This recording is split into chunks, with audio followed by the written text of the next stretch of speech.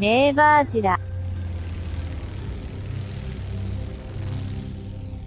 They brought him in to solve an unspeakable crime. Detective Dormer, it's such an honor to meet you. I'm Detective Ellie Burr. Welcome to Night Mute. So incredible to be working with you. The Leland Street murders was my case study at the Academy. Someone out there just beat a 17-year-old girl to death. Your job is to find him. Doesn't say in the report that he clipped her nails. He washed her hair. No mutilation? Not this time. He tortures him, makes him do things, and keeps him there for 3 days. This guy, he crossed the line, and he didn't even blink. Police! What Detective Dormer doesn't know is that murder is only part of the plan. Dormer here. Killing changes you. It's like awareness. Who am I speaking to? Can't sleep well? He will taunt you.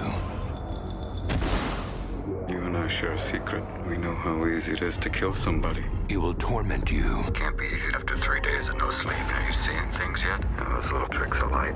He will get inside your head. There's a ferry about 5 miles north of Night Mute. I'll be on 11 o'clock. I have great respect for your profession, but the situation isn't yours to control, Will. You're trying to impress me, Finch. You got the wrong guy. It took you 10 minutes to beat Kate Connell to death. No evidence that I killed Kay. You only know it because I told you.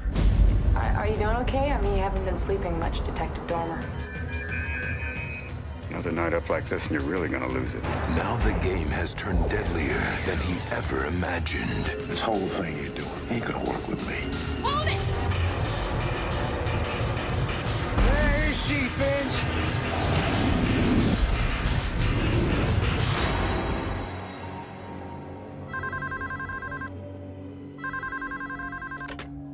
Don't worry, Will.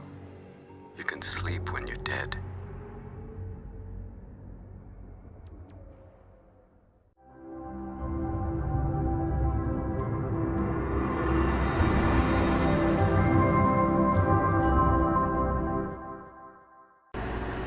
Hello and welcome back to the Neighborzilla podcast.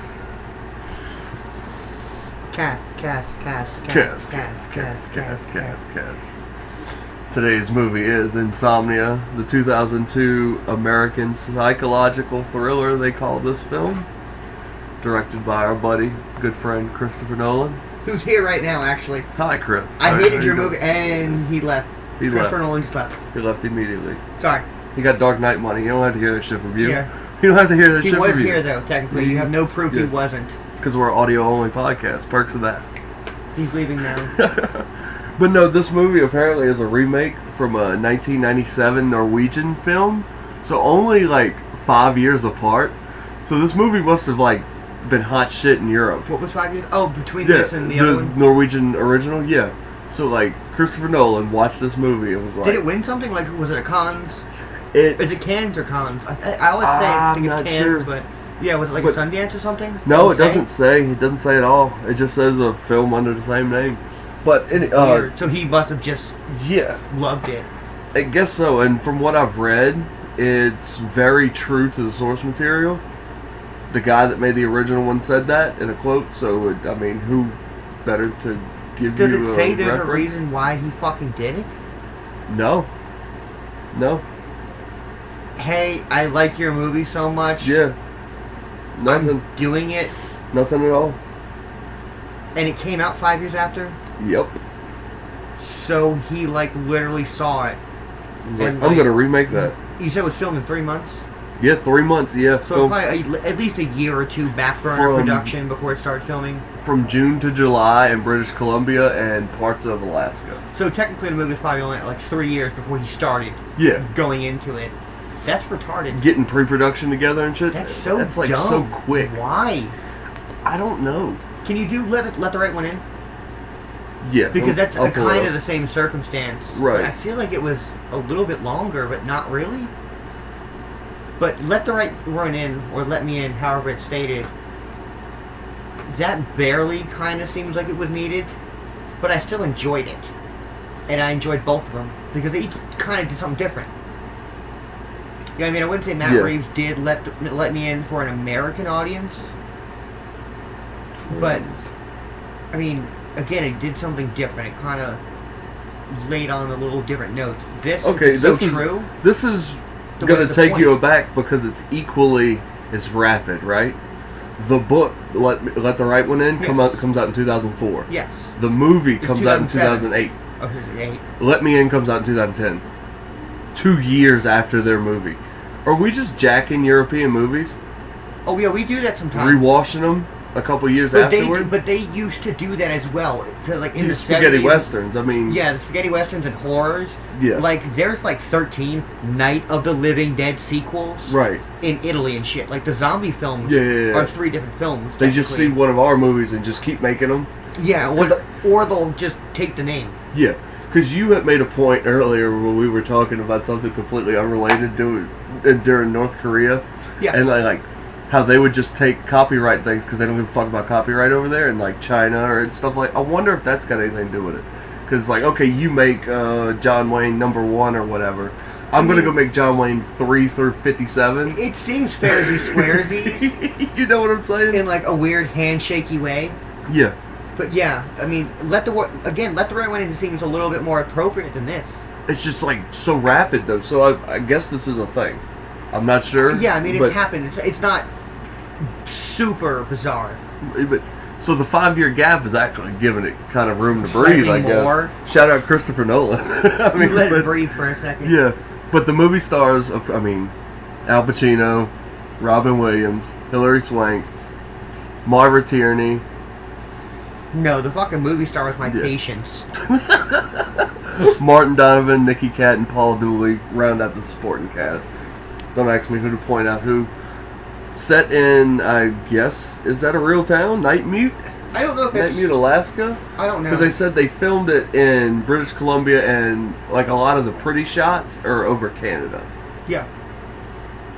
Yeah, because I knew that before, because there's a couple of movies that are shot in Canada that use kind of the same locations. That's why I said it's weird how Canada and Sweden, Norway, and Sweden have the same kind of trees and pine texture and lakes. And you're like, oh, well, it's Alaska. I'm like, no, it's shot in Canada. Like, I'm telling you right now, this is like shot in Canada. I don't know if Nightmute is, but it is based on a town. Oh no, small town, yeah. Because Darkness Night is based in the same town, and it's apparently like 6 months of sun and 6 months of dark because of where it lies in the equator. Yeah. I don't know exactly. I'm not a geologist, astrologist. Right. Yeah. And the budget for this film was $46 million, and it ended up grossing 113. No, it ended up grossing me out. I'm not going to stop doing this. Right. Every time I get a chance, I'm going to shit on this. All right, let's just address the elephant in the room. What do you not like about this film? Everything, dude. Come on. Come on. All right, it's because of the situation. You have to hear me out. Right. You brought over a DVD and said, I have a movie that's directed by Christopher Nolan, starring Al Pacino, and Robin Williams, and Hilary Swank, based on a foreign film. Checks all the boxes. It checks more than all the boxes for me. It's literally the sheet with the boxes. The only thing it could have had was like, oh, and by the way, like Quentin Tarantino, like gives it 2 big toes up. Yeah. That's the only, like, yeah. Yeah, like, you literally checked all the boxes. And I kept giving it a chance, and like, I stopped like 4 or 5 times. I made up excuses to get up, and I don't do that. Yeah. I was like, I need another cigarette. Yeah, we did take breaks through this. This was weird. And yeah, I took like 1 break through Batman. Because I was like, okay, I had pee in my eyeballs. And that's a 3-hour movie, yeah. Yeah, like, I have to get up and stretch my legs. It just tried my patience. And I kept thinking to myself, like, this shouldn't be this hard. Just open your mind. And by the 4th time I did it, I'm like, I've been doing this every 3 minutes, telling myself. Just give it another chance. Let it go longer. It's a foreign film. Remember that. Look at the scenery. Look at the scan shots. You looked it up. It's close to the original film. Enjoy it. It's Robin Williams and Pacino. It's Robin Williams and Pacino. This is the same year 1 Hour Photo came out. A movie we both crazed. And it tried my patience from beginning to end. This movie is really like a polar opposite to 1 Hour Photo. 1 Hour Photo was directed by the movie director guy. The music video guy. Yeah. For fucking like $12 million, something crazy like that. Yeah, it was low. It was like maybe Super 20. low. But, and then you jump to a Nolan blockbuster, co-starring Pacino and Hilary Swank. Where does this lie in Christopher Nolan's filmography? Filmography? Because I will say I hate his fucking early work. Like, Memento is terrible. Well, this is definitely his early work. This is the same thing as Memento. Yeah. It tries my patience. And it just... This is the first... I was kind of stoked, though, halfway through. I was like, you know what? It's the first movie I get to shit on. Because I think the harshest we've ever been on a movie was Uncut Gems, probably, our first episode. Yeah, but again, that's the first episode, so it's like, well, we could chalk up to being rough. We didn't have a formula, blah, blah, blah. Right. But, like, I get to shit on it more because I had just got done praising Robin Williams last season, saying 1 Hour Photo was so great, and he is so good, and he has potential when you use him correctly. And Nolan didn't. So Nolan is my big problem with this fucking film. He had Pacino, and he had Robin Williams, and he couldn't control them or make them do what they needed to do. Yeah, it's literally the second movie. What's after this? Oh, fucking Batman. He got Batman because of this. It is. You're joking. But No, it's it not. Is. Yes, it is. It goes, okay. It starts with, well, it doesn't start. He does several small films, you know, I don't care in the if he did 90s. college, yeah. But Memento is in 2000. That's his first Which is directorial dog shit. debut. Yeah. Insomnia is in 02. There's this thing, it's called Cinema 16 British Short Films. So I guess he did a Like a couple of little those. segment, Yeah, like he an did. anthology. Yeah, so I guess he's responsible for a couple of those. And then in 05, he gets Batman Begins. Fuck you. I hate to be the one to tell Man, you this this. British but comedy matchup thing better be the best thing I've ever seen in my life. I hate to be the one to tell you this, but It just is so boring and so dull and so... I understand where you're coming from because it is. Like, we literally just sat down and watched the exact same movie. It's just, I don't like it. I give a lot of it a pass because of the source material. It wasn't his movie to begin with. But it was his choice to do it so soon after as well. It's not even like it was a classic film. I know, but It's not like I guess Christopher Nolan did Schindler's fucking List. right. He did a film that was probably just like some weird European fucking thing that probably kicked ass. To me, yeah, the beginning of this movie, as far as pacing, is just too slow. The beginning? Because when Way I too paused slow. it and said I'm so goddamn bored, and when Robin Williams finally came in, Yeah. we were like 50, 60 minutes almost into the film. Yeah. It was a heavy 40 to 50 minutes. That's not the beginning of a film. You should not punch me in the gut for an hour of a film What I'll say is, with a from guy's name on the goddamn title. the limited exposure I have seen of this movie, they push Robin Williams as an equal to Al Pacino. In As they everything I've should. seen, As they should. Robin Williams is in like 20% of this movie. This is an Al Pacino breakdown movie. He's in 30 to 40. This is an Al Pacino mental He's in breakdown 30. movie. It has little to do with Robin Williams. Oh yeah, Very little to do with Robin Williams. I would have forgave this whole movie. So much so that it's almost offensive that they like cast him for this little of a... I mean, he kills it when he is in the film, but Robin Williams is in it so little compared to the one-on-one time you get with Al Pacino that it almost doesn't even matter. Yeah.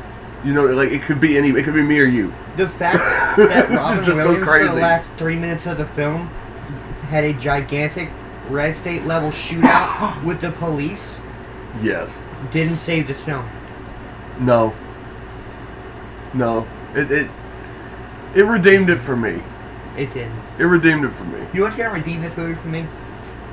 When Death to Smoochie comes in, you watch it as it here, we review it. Right. Because that is like my favorite Robin Williams film. It's fucking great. This goes up there though for Robin Williams' role. I like his character. I like how he plays his character. It's very TV movie.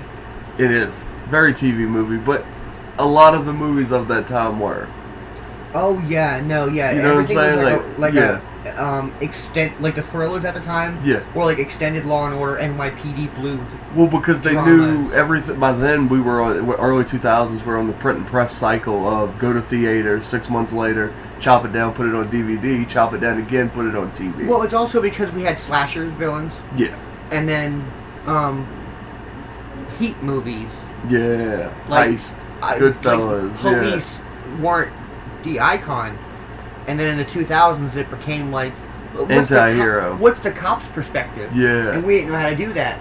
Yep. At least as far as film, really. We had like maybe some Serpico and shit like that, but like another good Al Pacino movie. Don't forget Al Pacino is good, because I'm going to shit on him. No, Al Pacino's great.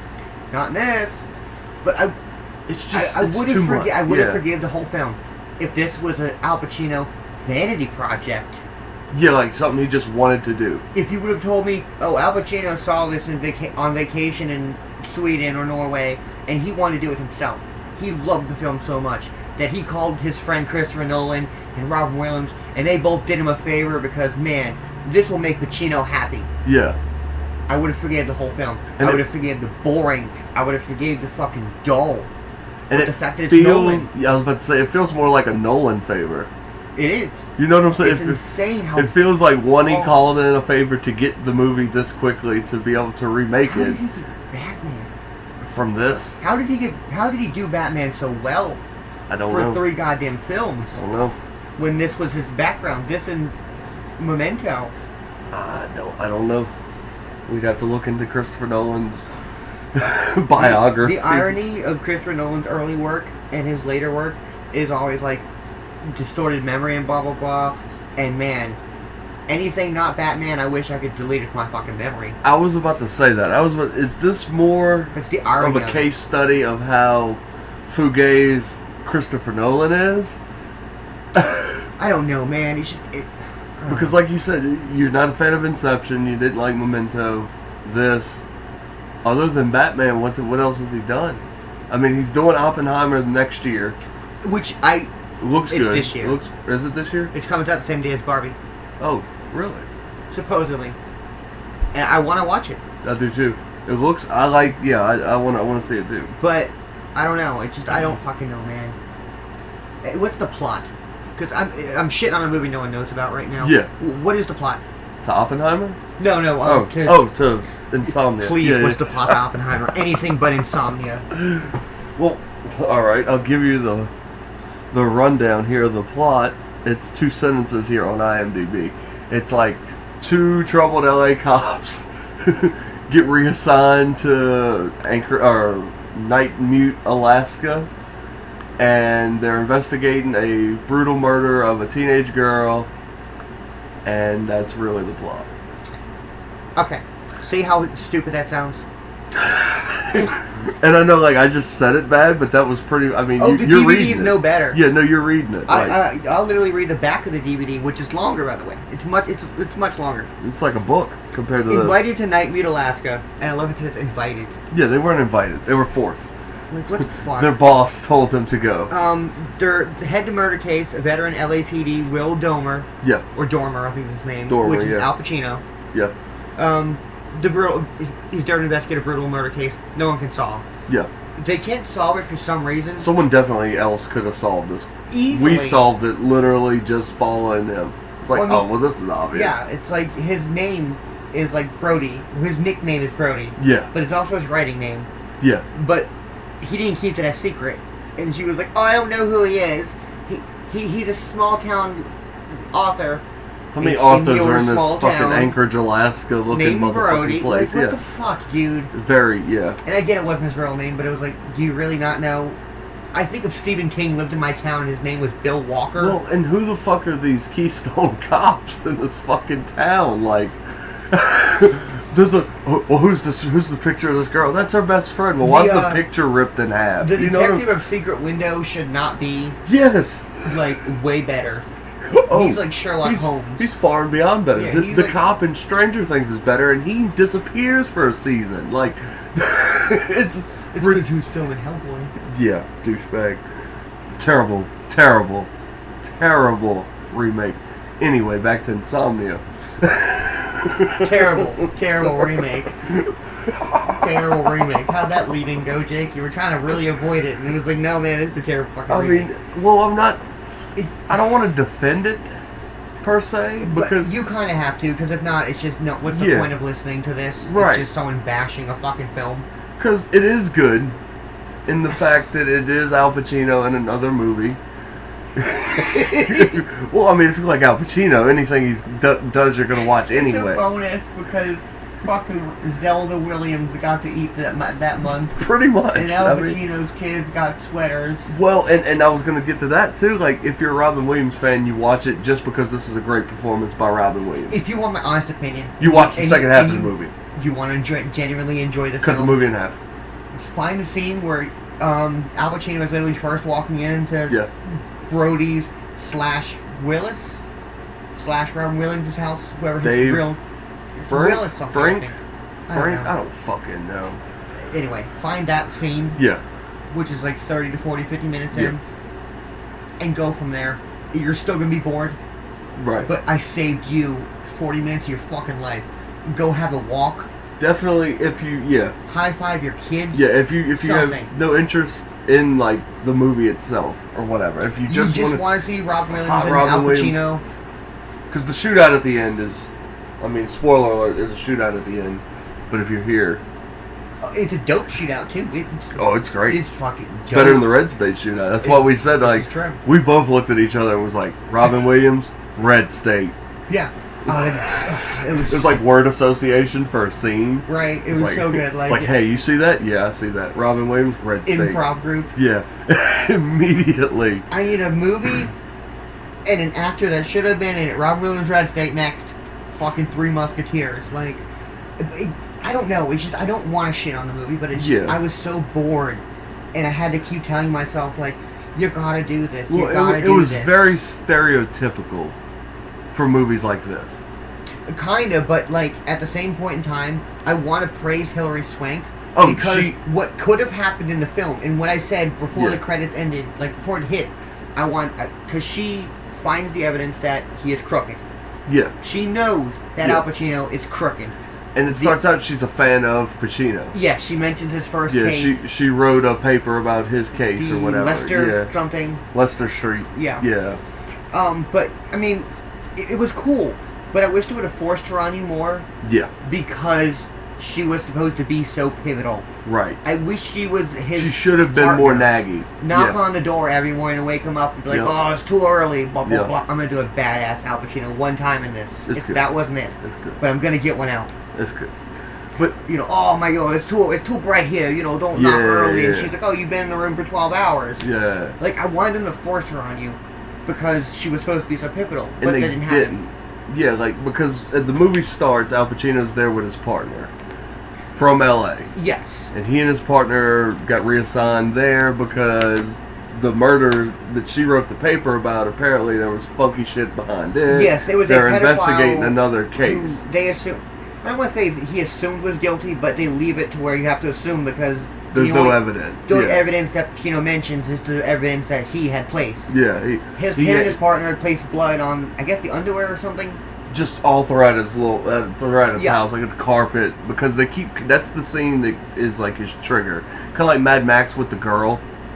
Yeah. Like when he has his visions randomly through stressful moments in the movie. Why'd you kill us, Mix? Yeah, that's the first scene that they show is the blood seeping through like fabric. Which again is cool, and I wish, again, Nolan, he's known for visually striking things. Fine. I wanted more visually striking fucky things happening. I agree. And they kept showing this sweater. Because to me, 1 hour photo was more visually impactful. Yeah. And I get it. The sweater that kept having the blood stain was the droplet he placed as evidence. It's eating at him. Yeah. I get it. But they showed it every time to start his, like, insomnia freak out. Exactly. Like, if you look at this movie on the surface, it's just a cop movie. It's a cop thriller case movie. But when you look at it knowing that it's Nolan and where Nolan goes later in his filmography, it should have been more Shutter Island. It definitely shows that this was heading that way, because it was like he was missing the mark, but you could see it was more of a man versus himself as opposed to the case. You want to impress me, Christopher Nolan? Yeah. First of all, listen to our podcast. Yeah, shout out, buddy. But remake this fucking film now. Yeah, he'd kill it. Do what you think. He'd probably kill it. Do what you think you were trying to do. He Put would- more weird yeah. visuals. This is a movie that I would put up for a good candidate to be remade. And that's why it was boring. Because there was no good visuals, and it was supposed to be like a weird psychological, like, the Yeah. coffee cup was purple the whole time. It was supposed to be like, he sees his partner in every smiling face of a fucking child. It was supposed to be traumatic and weird. And there wasn't enough of that. There was fucking nothing. There was like 3 scenes I counted. There's him in Not even a scene. It him was in the like, woods, him in the chair in the hotel room. Like, there's not many scenes where he like sees the vision. You want a better version of the first idea of this film? Watch The Machinist. Machinist? Yeah. It's got Christian Bale. Yeah, of course. And it's the same thing. Racked with guilt, constant hallucinations, Right. trauma, his people he's talking to aren't real, like the Joker. Do that. It wasn't that. It wasn't the comedian. It wasn't the Joker. Yeah. It wasn't Definitely. Seven. Yeah. It wasn't, and it was supposed to be. It was supposed to be a fucking thriller of him being in a bright town where there's no sleep, where there's, you know, because they mentioned in the back of the DVD, it's like in a sleep-ridden town where no one can sleep because there was no one was angry. Nuh-uh. I wanted The only one dealing with insomnia was him. was him, and which is cool. I get it. Him and Robin Williams, because they're so guilty they can't sleep. Yeah. But there was no crazy shit going on. Like, hey, you checked out 5 days ago. Yeah. Why are you still here? Like, I wanted it to be Groundhog's Day meets Seven, Right. and that's why it was boring. I get that. Because you told me this is a Christopher Nolan film about a cop that's going crazy in a town that he can't sleep in because it's constantly day. Yeah. Yes, fucking give this to me. And you gave it to me, and it was like a bologna sandwich with no condiments. Just dry. It was like, what the fuck is this? Just dry. And yeah, because I don't know. Like, I understand remaking. You can't redesign. Now you see kind of why I didn't the like movie. it. Yeah. Because it's supposed to be weird, and it wasn't. Well, just I don't think this was a movie that was meant to be remade. You know what I'm saying? Like, No. this is a movie that was kind of just okay. This would have been a fantastic book. And ironically, And a that book you bring that only. up, the only time it ever got put into print was after After this the movie, because it was a movie book. Yeah. Yeah. I don't get it. Because I get it. It's supposed to be like a Stephen King-y kind of like Memento. I get it. Slow burn type movie. To me, it was just. No striking visuals. Well, they didn't hook you. There's nothing. No. There's no hook. You were just watching the movie because it was Al Pacino. Yeah, we were halfway through, and I was like, "Can you put the trailer on? What am I Like, what am I holding out for?" Yeah. Because I've told myself 100 times in 30 minutes to keep holding on. It's gonna get good, Right. and it got good the last 5 minutes. I was just about to get to that. I was like, I wanted it to be. it's really a tale of two different movies. Because once the interactions start with Robin Williams, It gets fun. it picks up. The log, The log chase scene is phenomenal. so clean. So good. One, I believe Robin Williams pulled that off on his own. And I actually believe Pacino was clumsy, bumbling, could not do it. I thought the whole thing, yeah, because like they didn't show Robin Williams, but Robin Williams had like a good like Good pace. stride to him. Yeah, and Pacino the whole time was like chewing gum and like fucking feeling his heart. Yeah, we gotta address that. Oh, I didn't forget. The first night where he is just like, The first day? yeah, where you cannot sleep. He's been up and he's trying to lay down. Sunlight's coming through the curtains, and he puts a piece of gum in his mouth, and he like half chews it. He Took like 3 bites, and Yeah, I he thought like he was tried to eating blow paper. a bubble. at first I was eating paper and I was like, he's You're eating like, evidence. Did Pacino just drop acid? Or he's Like, eating what's his going book. on? Like maybe he's eating Robin Williams' book. I'm Trying gonna to become him, yeah. I'll become the writer. Yeah, and he like does like this orangutan orange peel smile with it, It's so stupid. and it was so fucking good. But you know how like a piece of gum isn't fully chewed up? No, there's Yeah, like 2 there's teeth like- marks in it. It was so good. Yeah, it was fucking weird. But the bartender is the girlfriend of Steve Maddox from Semi-Pro, Shout out back to Semi-Pro. and also she's a mom and liar. This is why you watch this podcast.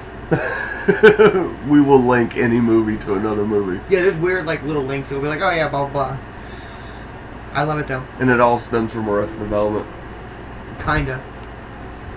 Is it gonna be unscripted like Curb? But yeah, it's just I want it to be more fucky visually. A lot of phone tag. You mentioned it. But there wasn't enough of it at the same time. Yeah. I wanted like the phone to ring a couple times in his head. Right. Or like Gonna answer like it. the secret window where you shut the door and then the phone started ringing. Yeah. Like I've been watching you. Well, like the 1 hour photo shit where he's zoned out, sitting in the car or whatever, visualizing himself in the family's home.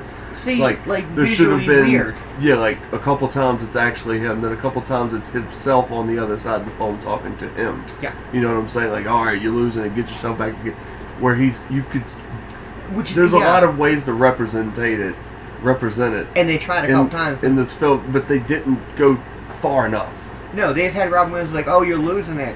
Instead, like 4 times. I was like, not really. It's just he's chewing gum weird. And they kind of let like Pacino's character like collect little like breadcrumbs to add to his little reel in his head. Like first it's the blood droplets that we don't know where they come from.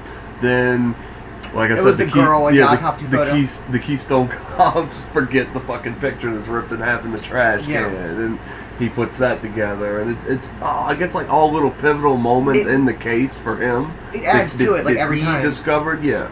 And every time he finds when he gets a new memory, like added to it, or a new it's like a new string, like a new lie. Yeah, it reminded me of the butterfly fluttering effects, where it like quickly wrap up the world he's leaving or the world he's going to real fast. You're like, oh, why aren't you the house explosion? Blah, blah, blah, blah, blah, blah.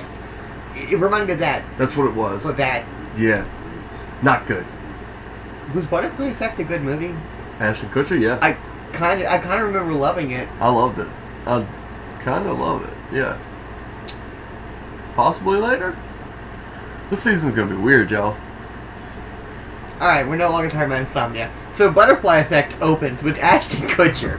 Right. Him and his girlfriend are having the time of their lives. It's weird though. Something twisted.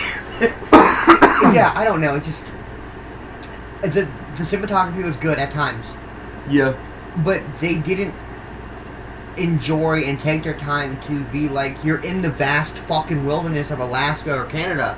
He could have held on shots a lot longer and like he bigger hold shots. On shots. No wide shots. Yeah, for the zero scenery to be that beautiful, you don't see it. The intro is like all. where the plane is coming in on the ice, like shadow. And at the end, when they're all in cars and they're the camera follows them.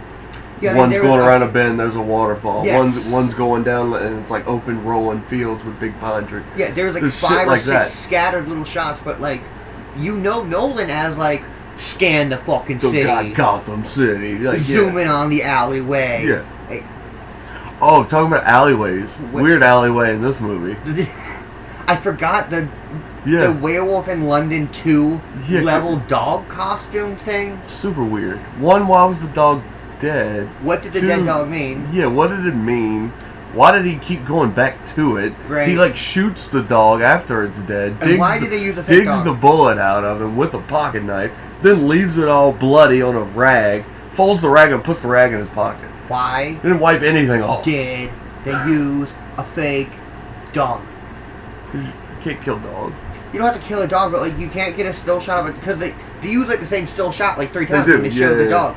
Yeah. You can't get one still shot of a dog not blinking for a couple seconds. Yeah. With some like corn syrup on it. Yeah, and they tried to use the "it's dark in the alley" aspect to it. It literally reminds me of a Never-Ending Story, the werewolf monster in the beginning. Yeah. But a bad version of that, like a really stupid version of that, because it has like the haunting like werewolf village eyes and like not the really teeth. Sure what they were going for there. But it's like in a derpy way. Very. It was like, yeah, what does this dead dog mean? You keep going to for no reason. Yeah, which leads me to another useless point: the gun. Al Pacino and this gun. The 38 or the 9mm with fucking what's her Hillary Swank's. Oh no, the 38, the first gun. Okay. The first gun. The first gun. Robin Williams' uncle's gun. His uncle's gun. Yeah.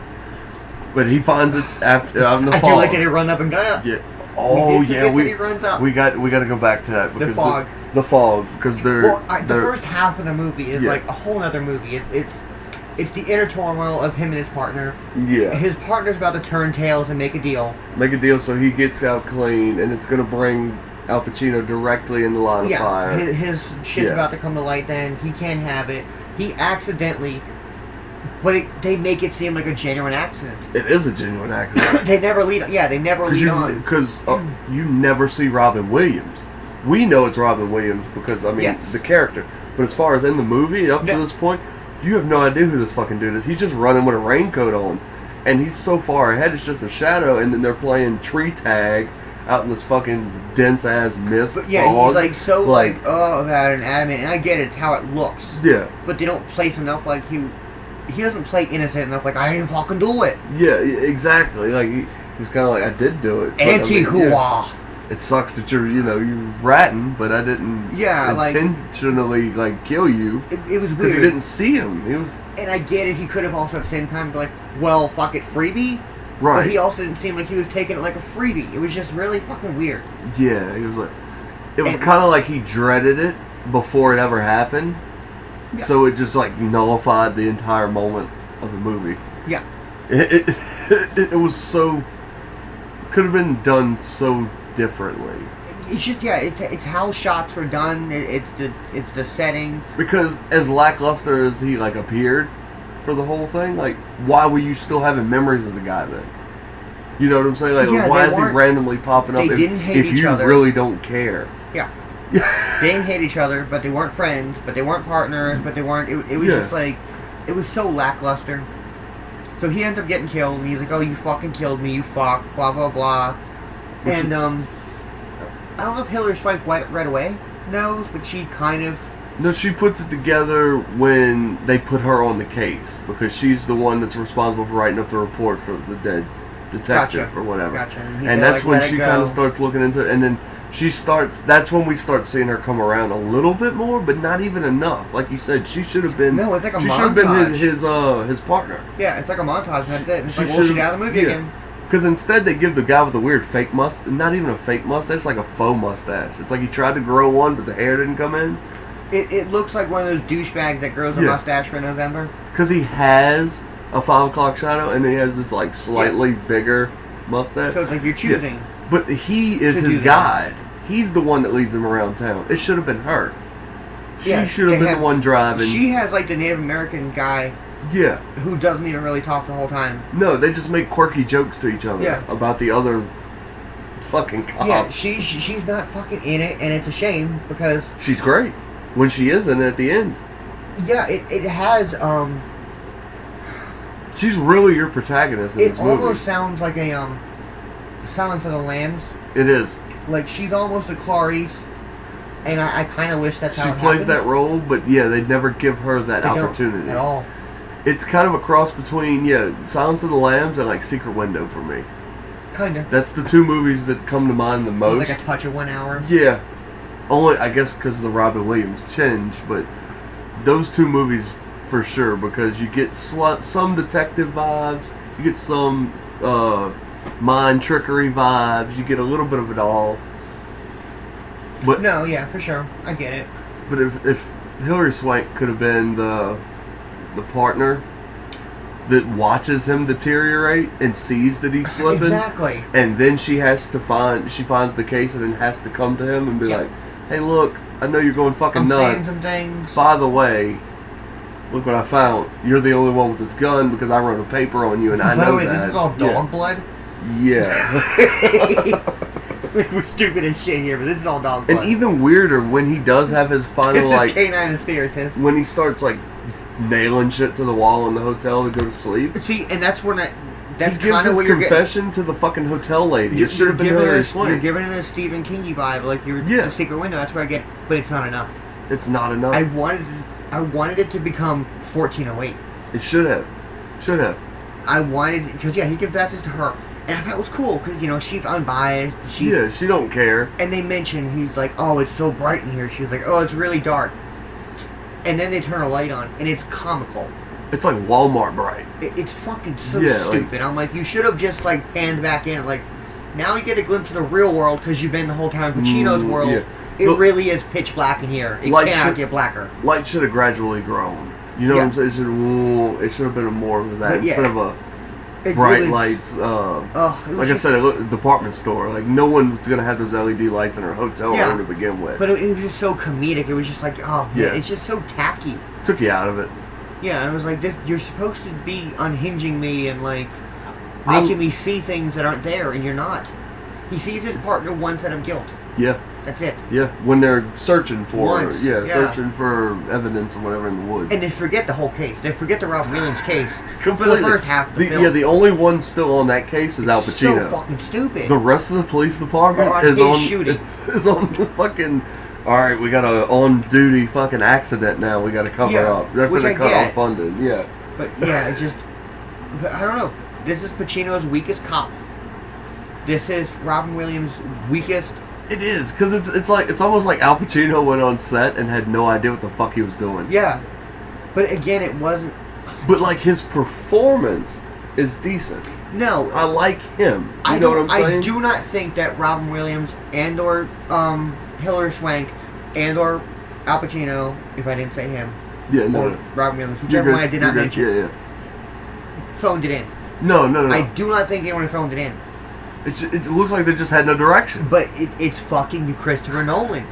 It is lazy. I see that now. I putting it all together in my head. That's why I said in the beginning, I'm like, this is Nolan's because I don't want to fault. shit on Nolan. Like the first scene where they go to his log cabin in the woods, I'm like, this is supposed to be the fog scene right before he shoots his partner. Yeah, because like the praise that is heaped upon him for the Batman trilogy he pulled off. He redefined what every one of these things on the box. Says Al Pacino, Academy Award winner.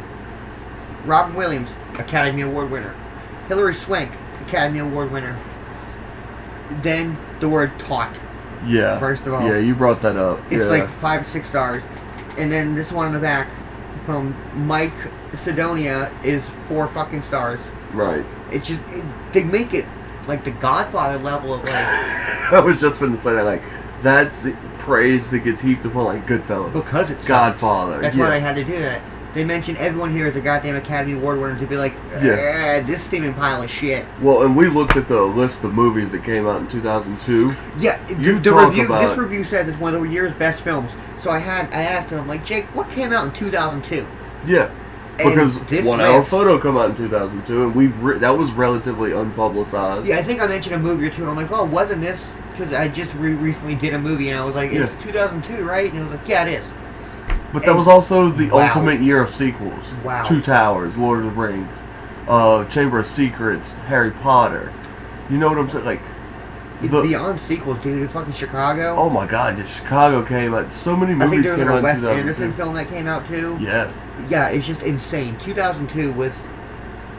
Go look at that year. We could do in review 6 seasons. I guarantee we're going to hit a lot of these movies because they're amazing. You're going to see 2002 on the list a lot. So this is the best film, one of the best films of the year? No. No, yeah. Within the first 6 you mentioned, I'm like, wow, this isn't even top 10. I'm putting all these over. You haven't even gotten any of these any farther down the list. I'm telling you, there's more films better than this. And it's not even like personal preference movies. The Village also came out this year, you said. Yeah. It's like critical acclaim level. It's like, holy shit. It's insane. Movies that are in IMDb's top 10 were on this fucking list. So it's like, don't tell me it's one of the best movies of the year. What I think happened for everyone that reviewed this did what you did to me, but they didn't watch it. They were like, oh, here's this film by Christopher Nolan. Robin Williams, Al Pacino. Al Pacino's a cop. 5 Pacinos. I'm going to go Robin pick Williams up my kid. is a crazy psychopath, right? I mean, it's got to be good. He beat a woman to death. Hilary Swank is a young, aspiring detective. Like, oh my, this is made for blockbuster. I don't even need to write the review. It's going to be great. 10 out of 10. Yeah. I'm going home. No. I think we called it a sloppy review there. Because I do not go into any film shitting on something. No. And if we do, I'll tell you like an episode before, be like, oh, we're going to do this as a special. Yeah, because no one intends to make a bad movie. You know what I'm saying? Like, they're not like, oh, we're going to make a shitty fucking movie. No. No one ever goes into it with that outlook. So it's like, well, all right, well, I'll give anything a chance. False, actually, a lot of movies, especially Germany and stuff. Well, they have certain taxes. But you know what I'm saying? Sorry. Hollywood accounting. Yeah. But we go into these movies trying to find the good in them, and like you just said, reading the cover of the fucking case, hyped this movie up more than the movie like did for itself. I don't think Nolan or anyone came in phoning it in. No. It's just a bad fucking film, though. I think this is Nolan on Bambi legs. Yeah. That's what it looks like. It looks like you see all of what this is going to be. What he likes. I see parts of Batman. It's Yeah, I see wants. Detective. Unhinged.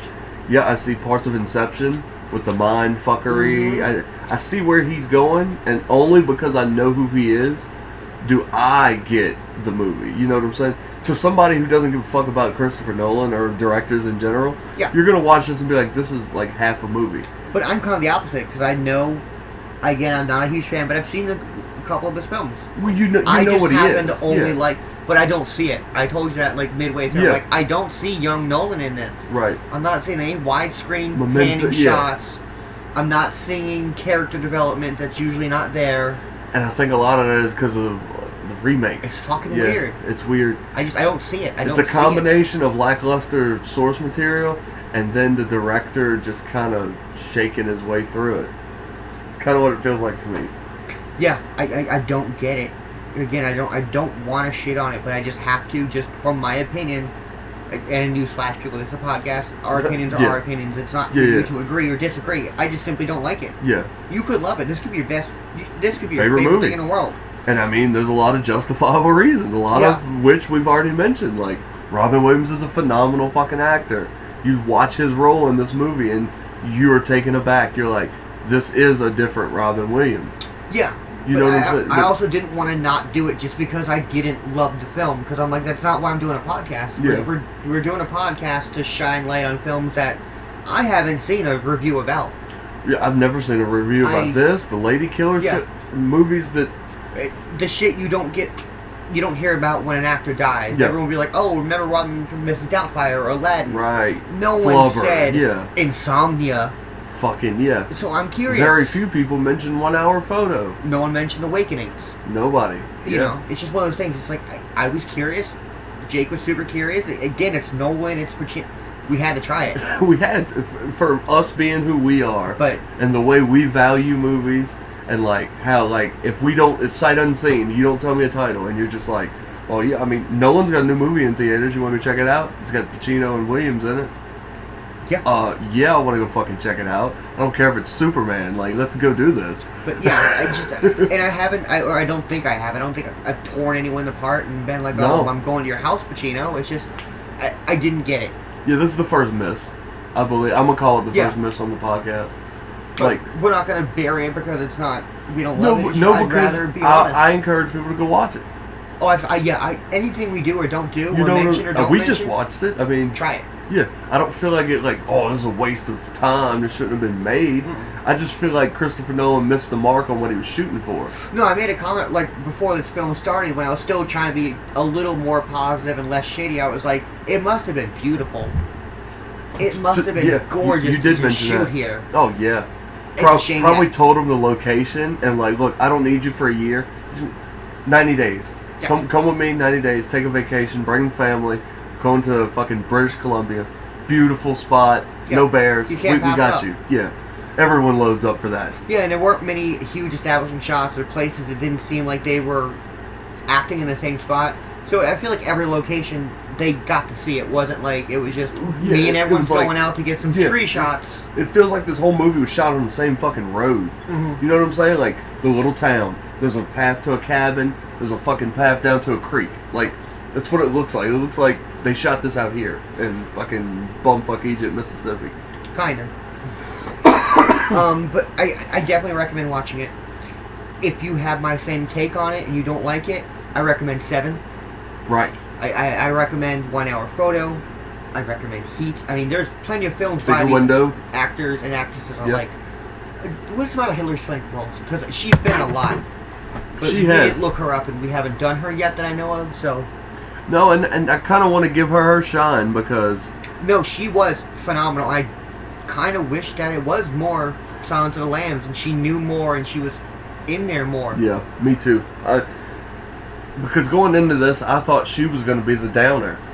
Looking at the cast, I thought Pacino was going to Pacino, and Robin Williams was going to be like a nut.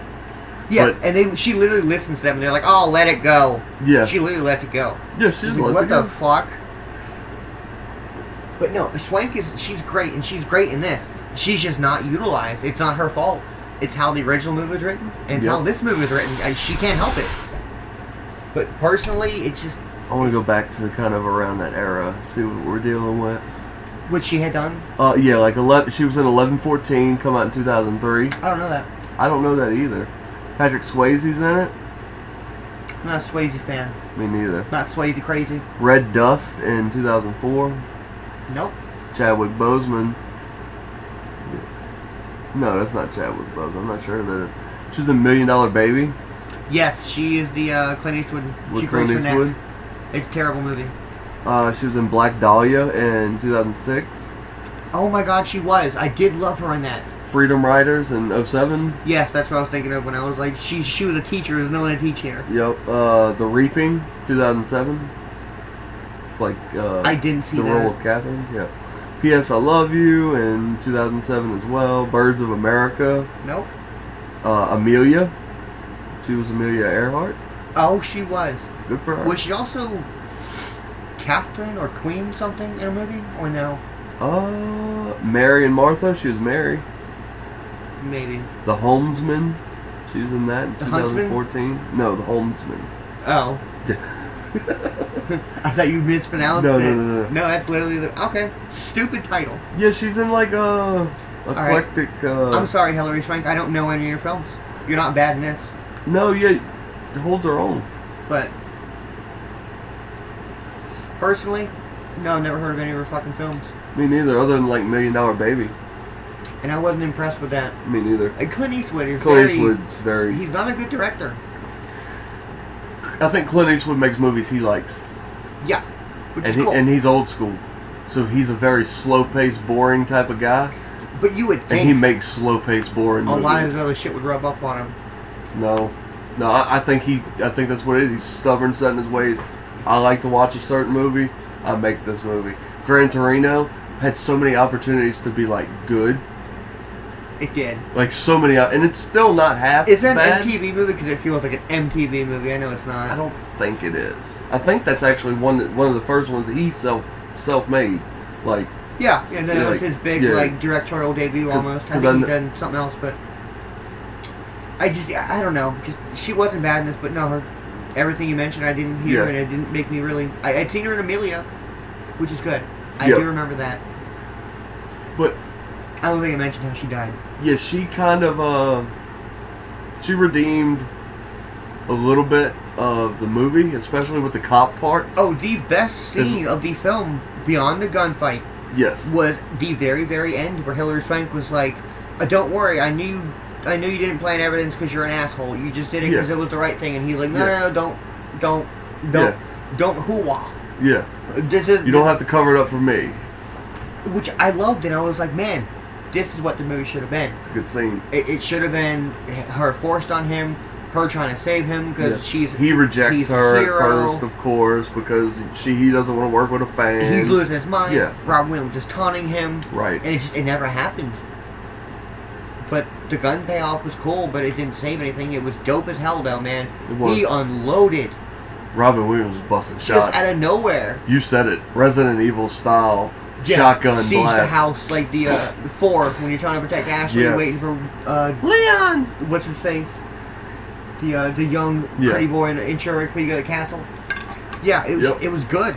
He was just unloading with shotgun round after shotgun out of nowhere. She was like, "Oh, he has my gun." And you're like, "Oh, he has a pistol." Yeah. And like a second later, just boom! The fucking door gets blown off. It was And Robin Williams clean. beats the fuck out of Al Pacino. Yeah. In the end of this movie. If you want to see a surprising fight, go watch Robin Williams at the end of this. What was his catchphrase? Wildcard, bitches. Wild card, bitch. Yeah, he didn't say bitch, but wildcard. And He does, said bitch. In does my it- movie, he and said does bitch. it twice. He does it twice. He does it once on the ferry when he practically gets Al Pacino to confess And to it was everything good. he's ever done in his But- life. I think that's the only time Robin Williams and Al Pacino like have a on-screen interaction. Dull. You would think Yeah. one memorable line beyond Wildcard, Yeah.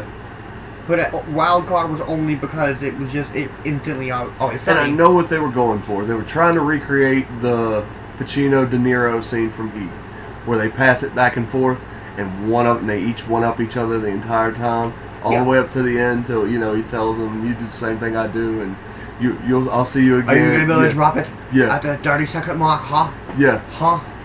I didn't get a good Pacino this whole fucking time. No. I thought I would. I thought I was hoping. Yeah. I was like, I can get one good. He went way more like I don't know. Like I said, he was tame, and I get it. He's a real person. He's not a caricature. But the garbage scene where he tells the best friend, Going nuts. Yeah. He didn't go nuts. He Yeah. raised his voice once. He should have gone When he nuts. found the yeah. picture and he was like, "Why has no one seen this? Who's the best friend? The one that's not the What the fuck is going on? He didn't get here? unhinged during He should the have. Because that interrogation. was his first cop move. Yeah. Because the first when he get there, he's like, "Well, I need to go see the room. Who is this girl?" Because And he's you asking mentioned all the questions. he is a very floaty actor. Yeah. All of his scenes in every movie, It's like he's on floats. ice. It yeah, it is. It's like he's gliding everywhere. He talks a lot with his hands. He touches things. He bounces around the room. It's like he's touching a diary page, and then he's like, Yeah. "What about this picture on the wall?" And he goes back to the wall, and And he's the wa- talking to someone, so he stares at them. It's and, like he moves while he's talking. When he stops talking, he kind of lands. and I love somewhere. it. It's his style. That's Al Pacino. And again, it wasn't utilized enough because Robin Williams is a very rigid actor. Yeah. He's known for being, yes, he's ha ha ha funny, jumping off the wall, but Yeah. when he's seriously Serious acting, acting, yeah. he's known to be very still and like stern and subtle, That's and then freak out. well, because that's his crazy. Because you're not physically intimidated by Robin Williams. It's when he flips the switch and you hear it phonetically. Because you've been in his face the whole time. Because he's a very scattered, huffy talker. Yeah. So when he gets stern and just when he says things, you can sense it. It's like you stand up straight. Yeah, and you could see it because in the ferry scene where he's recording him without knowing, Williams is the one moving the room. Yeah. But you can still see Pacino Trying to do his thing. rocking and Yeah. moving and going He along. leans into him, the And then whisper and shit like that. Robin Yeah. Williams gets tired of it and he just goes over to the pole to finish the conversation. He's like, Sits down. "You're gonna have to fucking follow me." Sits down. Yeah. And it's good, but it wasn't enough. No, I wanted needed more. I wanted a more rigid Needed more of Williams that. and a more flowy Pacino. I guess I just wanted more through this whole film, honestly, because to me it would have been great if we would have got the phone tag very early on in the movie. No. As soon as he got to Alaska, they should have been back and forth I seen you looking. What You're I looking for said me? should have been You're looking for me? Don't you have your own problems to figure out? Shit like that. They should have started that very early on before he ever knew who he was. but yeah, what I said is the partner should have came with him. The partner should have been his reason Yep. for being sent to Alaska. Right. Hillary Swank should have been his partner the whole time, guiding him around town, Yep. and Robin Williams antagonizing. Because he had the "I don't play well with others" Yes. tag because his partner. Yeah, I agree 100%. If they would have bumped off, We didn't need to see all we that. didn't need the partner. That's the point of doing a remake is, maybe doing something different and I speeding agree. up and shortening and adding. And it just, I wanted the partner not be there. It's just Swank the whole time. Yeah. She's forced on them. Way more Williams, way more unhinged Pacino. Yeah. And I wanted more establishing big, wide, beautiful shots. Yeah, I mean, if you're gonna get stuck in fucking Canada like that, Yeah. let's get some beautiful fucking. I didn't see one bear.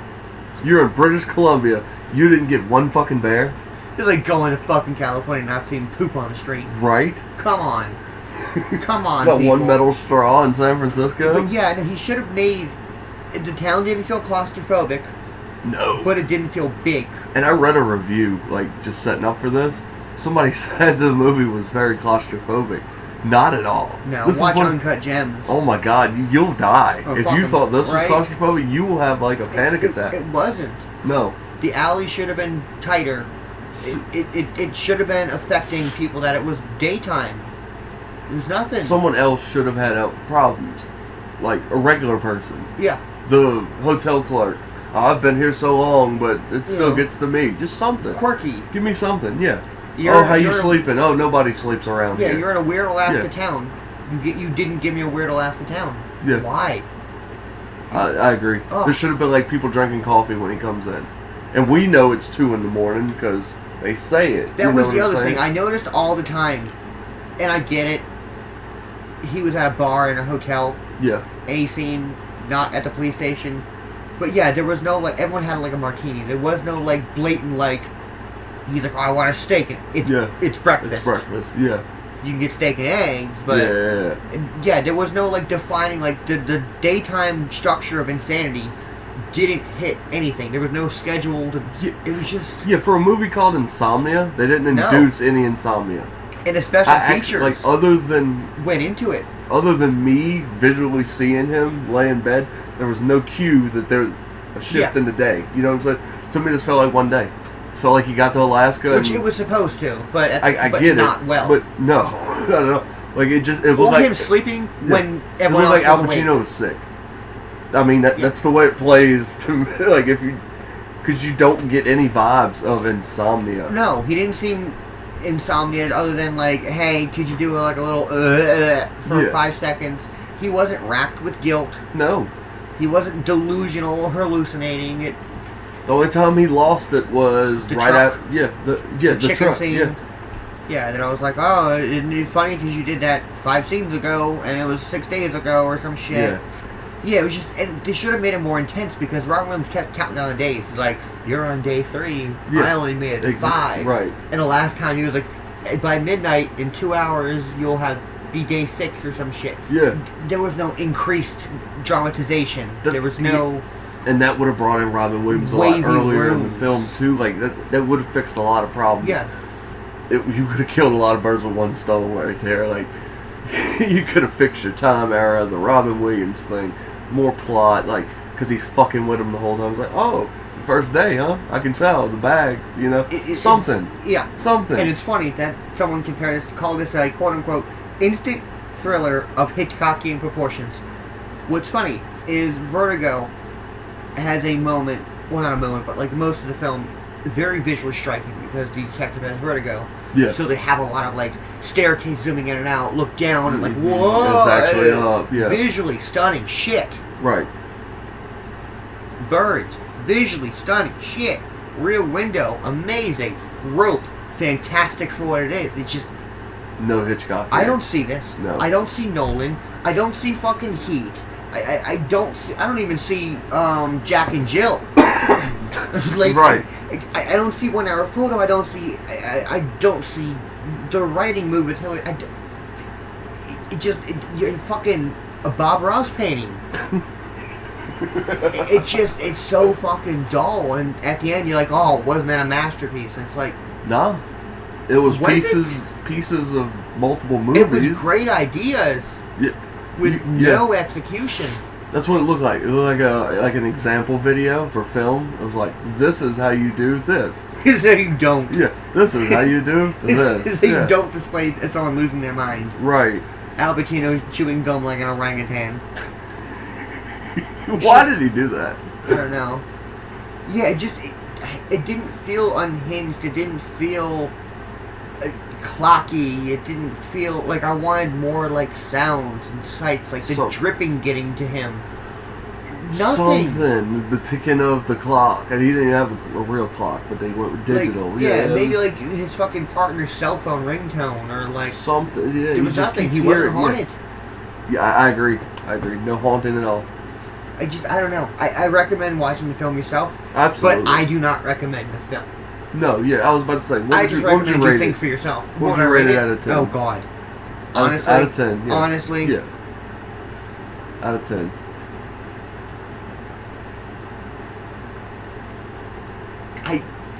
It's gonna seem like I'm giving it a cartoonishly low number, but like a fucking 2 or a 1. Really? Man, it grated me like cheese. I couldn't get it. And see, I'm at a 5. I'll give it. But again, it's just I love Pacino, I love Williams, I love Nolan, Batman. To me, that's why. I love Nolan. It's a 5. Batman. It's a 5 for me. Like, it gets no points.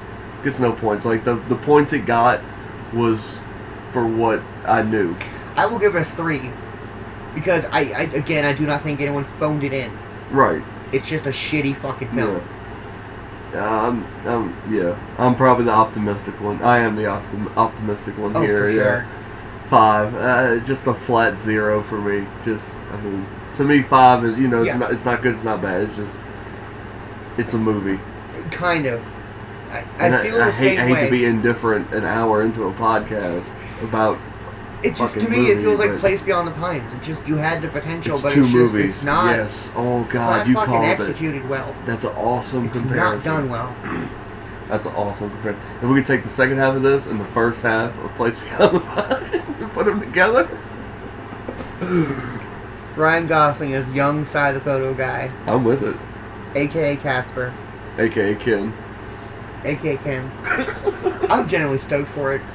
The I'm gonna Barbie watch it. I mean, Oppenheimer. what the fuck ever. I don't care. It's because, like, there is no Barbie movie. I mean, there's been hundreds, but it's been like, I'm a mermaid, I'm a detective. There's been no, like... And just, like, aesthetically, like, It looks dope, man. You know what I'm saying? Like, it looks like it's gonna be some weird shit in the background. Just, I love that the mansion's gonna Yeah. be one single monotone pink. It's gonna be And they're gonna have they're gonna zoom out and shoot it like Grand Budapest Hotel. Oh, yeah. You know what I'm saying? They're gonna do the cut off. I don't know the director. Supposedly, she's done, like, some... Oh, it's like, that. It's historical... the Greta fucking Thunberg chick or I don't know whatever. who she is. I don't know her either, but I know her. She's fairly infamous. It's not the pollution girl. No. Okay, I thought you were thinking it was Greta Thunberg. And No, I was like, no, it's no, not- no, it's no, not no, her. no. I thought I was tempted to let you No, think that. she's like a weird director that like. I was picturing you thinking No, like her. everything she does, like for this movie, like it was all like pink cups on Fucking- set. It was like Yeah, like she, she like aesthetically does everything. For She's a movie. method director. Yeah, there you go. Which did you see people are shitting on method acting?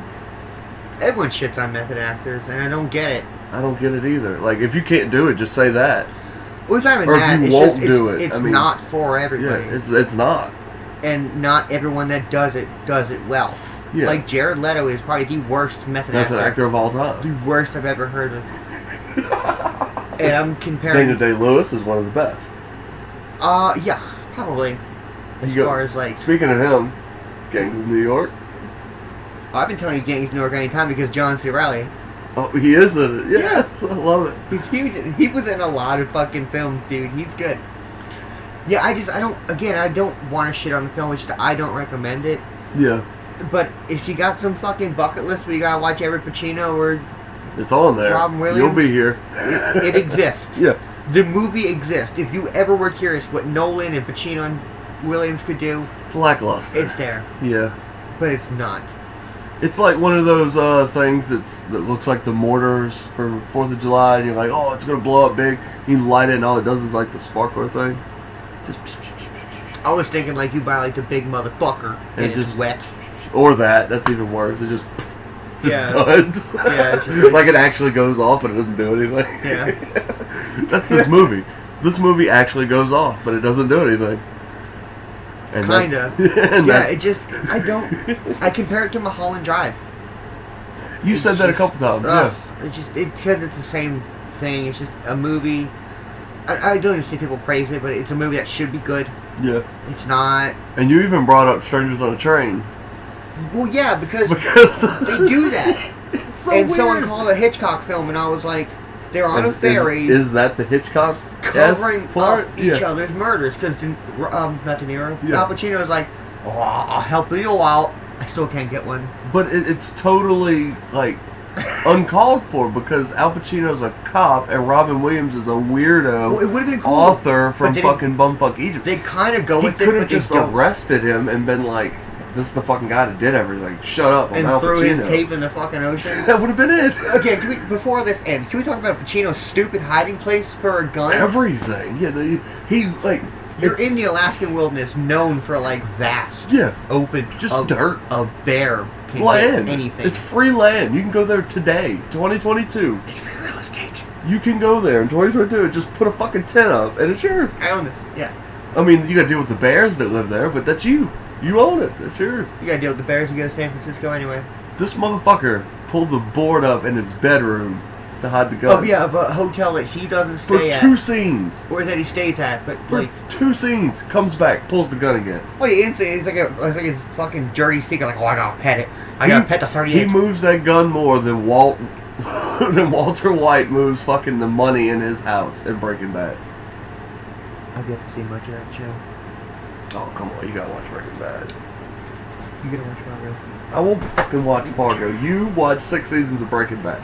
By the time you get to season 6, I'll have Fargo season 1. That seems so unfair. You made me watch Insomnia. We both signed up to watch this. You bought it. Neither one of us. I did it was not free. buy this, motherfucker. It was free, technically. Don't count this as your freebie. No, yeah, Don't count this what as the your fuck? freebie. Yes, it is. See, I bought Death and Smoochie and Lady Killers That's not fair. and the Hulk. You got fucking Insomnia. This is the first DVD you brought to the table for this season. You were like, we're doing this. I'm stoked. And I was like, alright, man. In my defense, I brought 2 movies with me today. It is my fault. One being Seven by Yeah. David Fincher, Tell me how much of a fudding idiot I am in the Morgan comments. Freeman, and Brad Pitt. Brad Pitt. And Kevin Spacey. And Kevin The Spacey. diddler. And then I had Insomnia. Someone else is in this too. And I was like, I've never seen either one of these, so you pick. You've seen Seven, and we still both went with the unknown. Well, because it was new. Oh, and Gwyneth Paltrow is in this. Oh, we gotta do this so I can bitch on her fucking shit. Goop. I love it. Goop. This movie's fucking goop. Right. So, and overall, probably, I guess if you average us out, it's a 4 for the Neighbors Zone podcast. No, Yeah, it's I gotta fucking pull not. you It's a up. 3. Gotta pull you up. We can't. It's a 3. We will not shit on Robin Williams and put him in a 3 No, movie. no. It's a star for each. It's a star for Nolan. It's a star for Al Pacino. It's a star for Robin Williams. Well, I'll give Robin Williams an extra star then, Use it for posthumously. Yeah. Yeah, Swank gets her own star. God damn it, she deserves She one. is an Academy Award winner. She is. See, that's Not for this That's film. worth a star. That's where they got all the stars, right there. but That's just a theory. for the Neighborsville podcast, this has been. It's a 3. This has been an eventful episode. Go watch Insomnia. What's it? A 3. It's a 4. It's a 3. It's a 4 for the It's a Neighborsville 3. podcast. I'll fucking find the password and sign in and put it as a 3. I'll delete this shit. All episode number 7 us right now. This is the lowest rated movie by far we've done. Yeah. Oh, by a long shot. I And- hope nothing comes close to this shit. But enjoy a Christopher Nolan early film. We're out. You'll enjoy if you're getting a fucking blowjob on mushrooms. Turn this Peace. fucking shit off.